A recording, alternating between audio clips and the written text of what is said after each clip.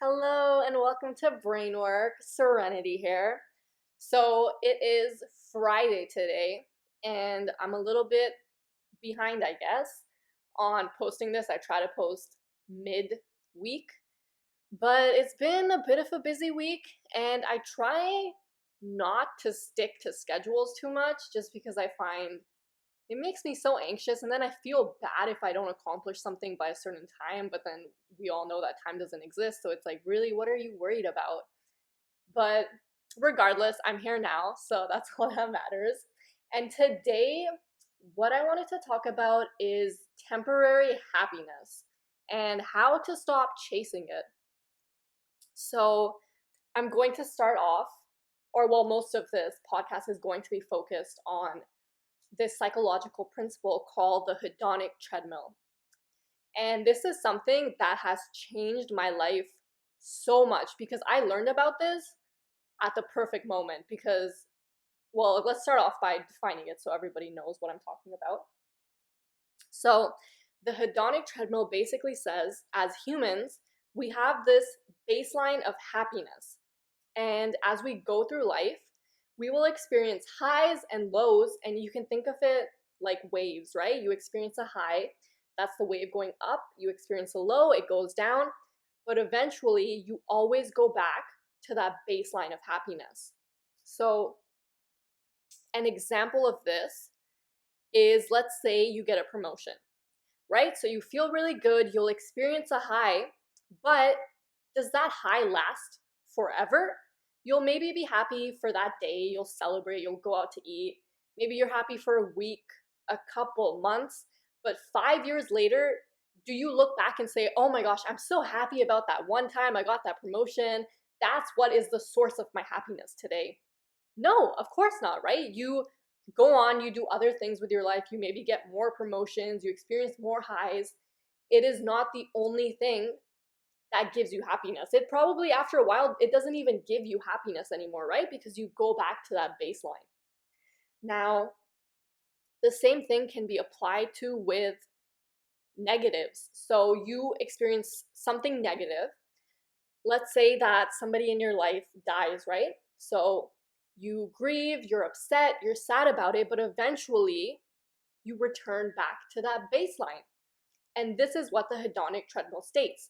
And so when I heard about this, I was in a place in my life where I was very focused on accomplishments. I'd known that chasing money isn't going to do anything. We all know money doesn't buy happiness. I knew that buying things wasn't going to do anything. Wanting other people's approval wasn't going to do anything. I knew that all of these forms of happiness were just temporary. But I genuinely didn't know that chasing accomplishments was another form of temporary happiness, because that is what I'd been basing my entire life on. So it was this entire mindset shift for me, because I realized, yes, I can accomplish a goal and that will make me feel good, but only for so long. And then I'll go back to that baseline of happiness. And learning about this is when I realized my baseline wasn't that high. That's why I felt this need, like so many people, to constantly chase all of these highs in my life. So once I realized this, I stopped and reflected and said, okay, so what I need to do going forward is to stop chasing these highs and instead work on improving my baseline, increasing my baseline of happiness. And if I remember correctly, 40% of your happiness is genetics, 20% of your happiness is the environment and things that you can't control.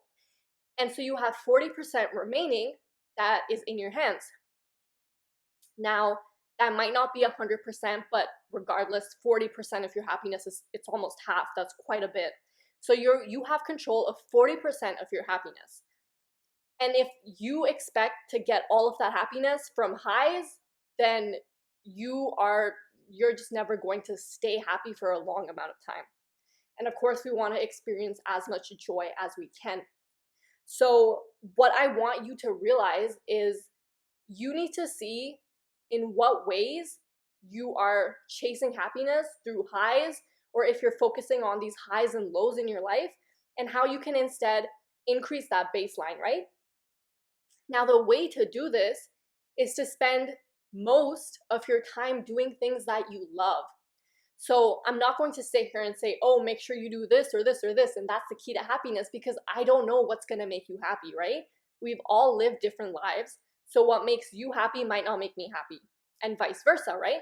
So I'm not going to list ideas of what you should be doing in a day, but you need to invest the time to learn about yourself and realize, yes, this makes me happy, this doesn't make me happy, and then try to spend as much of your time doing that as possible. Because if you spend most of your time, let's say, working a job that you hate, you're there 8 hours a day. 8 hours a day, you're miserable. And if you hate your job, you're probably not going to come home and then suddenly be happy, right? So most of your day, you're upset. That your baseline is not going to increase that way.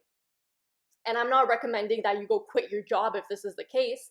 But just on this note, I remember listening to Dr. Phil, and he said, if you hate your full-time job, then your part-time job has to be replacing that full-time job, right? You don't just go and quit, because that's irresponsible, but you have to figure out a way to replace that. So I want you to reflect about that. What high are you chasing right now in your life? What low have you experienced that you think you're never going to recover from? What is it? Write these things down, journal about them, reflect on them. And then see how you can increase your baseline of happiness by doing more of the things that you love in a day, instead of focusing all of your energy on the things that you don't like. And I know it can be easier said than done. We all have responsibilities, but you have to take it one step at a time, right? Don't look at the staircase, don't look at the top of the staircase, just take the very first step. And I want to finish off by reading this passage from Mark Manson's The Subtle Art of Not Giving an F, because it sums all of this up perfectly. And he's talking about how pleasure is a horrible metric for happiness because it just doesn't last. Pleasure is a false god. Research shows that people who focus their energy on superficial pleasures end up more anxious, more emotionally unstable, and more depressed.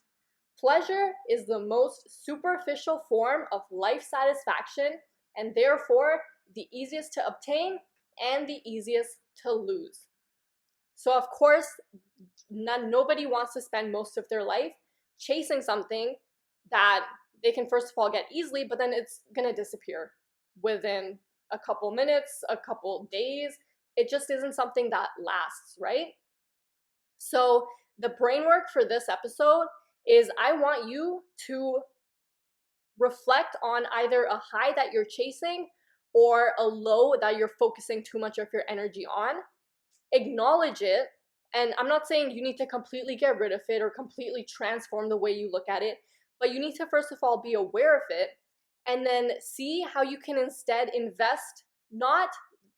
see how you can no longer rely on that as being your only form of happiness if you're focusing on a high, right? How can you instead change your life a little bit, step by step, so that your baseline increases? And let me know, leave a review. You can DM me, you can send me an email. Let me know what you reflected on and what your conclusions were for this. So thank you so much. I appreciate all of you so much, and I will catch you next time.